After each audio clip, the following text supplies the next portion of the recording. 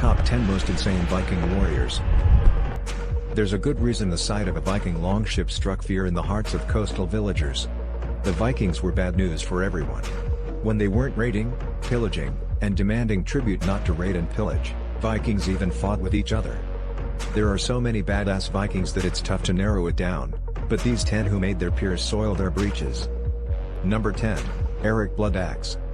From age 12 through his teen years, Eric did what Vikings do and raided along the Baltic and European coasts.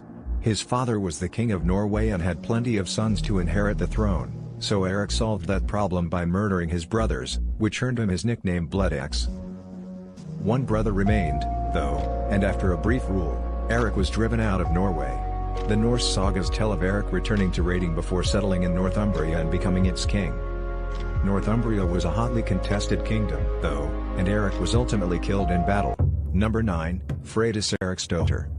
Daughter of Eric the Red and half-sister to Leif Erikson, Freydis earned her Viking warrior princess mantle by chasing off some hostile Vinland natives by herself, armed with only a sword, while pregnant.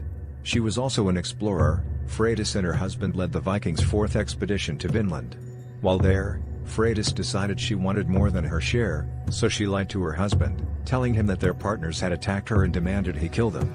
In fact, she threatened to divorce him if he didn't. He did but refused to murder their wives and children, so Freydis took an axe and did the job herself. When word got out about what she'd done, she was shunned, but since she was Leif's sister, she got away with it all. Number 8. Sven Forkbeard. In 987, Sven Forkbeard rebelled against his father by going to war against him. Once his father was dead, Sven was king of Denmark. Of course, he'd hardly be a Viking without raiding, so in 982 Sven repeatedly attacked England. In 1000, he turned his attention to Norway, killed its king, and divided the country with his allies. Meanwhile, the English king ordered the murder of Danish lords in the St. Brice's Day massacre, including Sven's sister, so Sven responded by spending the next 11 years laying waste to England until his death. Number 7. Harald Hardrada. Harald Sigurdsson went to war in 1030 when he was 15 to support his half-brother, the king of Norway. Harald's side lost, so he escaped to Kiev and spent the next 15 years there and in Constantinople, where he became the leader of the Byzantine emperor's Varangian Guard. Returning to Norway in 1046, he took the throne and became known as Hardrada, or Heart Ruler, both for his harsh rule and constant warring. Then the King of England died, and, believing he had a claim to the throne, Harold led a force of 300 ships to northern England against another claimant, the man who would become known as William the Conqueror. Harold's forces captured York, but at the Battle of Stamford Bridge, he took an arrow to the throat and died. Number 6. Bjorn Ironside. Bjorn spent most of his life raiding. He and his fleet raided along the coasts of France, Spain, Sicily, North Africa, and Italy. In one Italian town, Bjorn's forces were unable to breach the walls, so he pretended to be dead and had his men ask the town priests to bury him on consecrated ground. When his coffin was carried into the church, Bjorn jumped out, fought his way to the city gates, and opened them so his men could invade. He continued to raid until a defeat in the Straits of Gibraltar where he lost 40 ships, then retired to Scandinavia and lived out the rest of his days in wealth and comfort. Number 5. Gunnar Hamundarsson. Hero in the Brennu and Jarl saga, Gunnar could fight equally with both hands and was so fast with his sword that three seemed to slash through the air at once. Along with his swordsmanship, he was reputed to never miss with a bow and be able to jump more than his height while wearing full battle gear. His prowess in battle stood him in good stead as he raided along the coasts of Denmark and Norway, fighting and pillaging.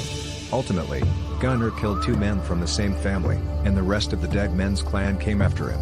Gunnar was holding his own until his bowstring broke. He asked to use his wife's hair to repair it, but she refused because he'd slapped her, and the attacking men overwhelmed and killed him. Number 4. Eric the Red. Killing was a habit for Eric. First he was exiled from Norway for murder. He moved, but after killing 2 neighbors, he was exiled again. Next he settled in Iceland, but, again, he fought and killed several men and was kicked out for a term of 3 years. Clearly, established kingdoms couldn't hold him, so Eric sailed west, found Greenland, and spent his exile exploring. Back in Iceland, he recruited 500 men and women to found a colony on Greenland, although only 14 out of 25 ships survived the voyage. Eric founded 2 settlements in Greenland and declared himself the chieftain. He remained in Greenland for the rest of his life, fathering a daughter, Freydis, numbered on this list, and 3 sons, one of whom was explorer Leif Erikson. Number 3, Ragnar Lothbrok.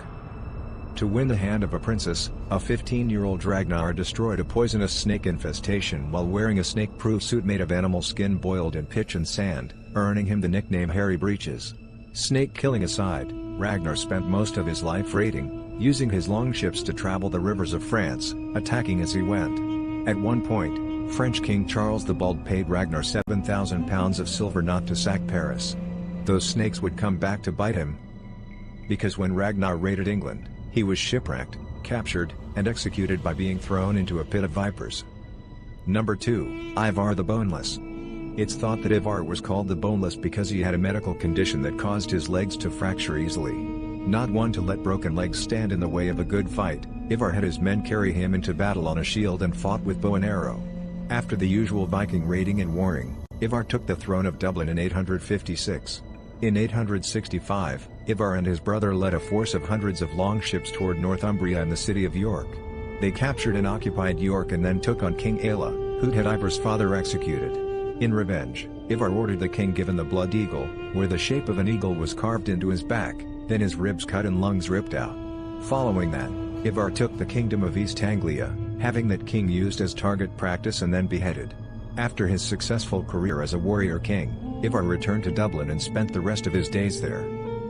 Before we get to number 1, please like this video and tell us your favorite in the comment section below, and of course click subscribe to join us right here on The Most Insane.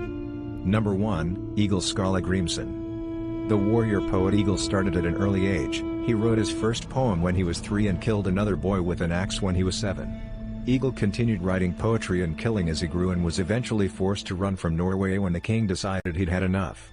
Being an outlaw gave Egil the chance to go pillaging and plundering, which he did, along with taking on 11 men by himself, using his teeth to tear out throats, and gouging out eyes.